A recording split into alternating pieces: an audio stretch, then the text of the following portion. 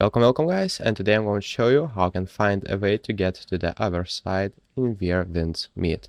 So what we need to do is basically go to the blue flowers right here, and then those will just show you where you need to go. So just go and swim. You can dive it right here, and those bubbles will show you where you need to go. So open the chest and you get letter. There are 3 of them, and after that you will be able to do a quest. I'm not sure what quest, but you'll need to collect 3 letters.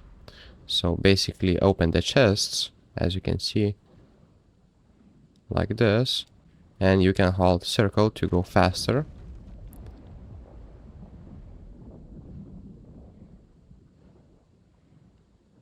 It shows kind of animation like this. Then just open and get a letter.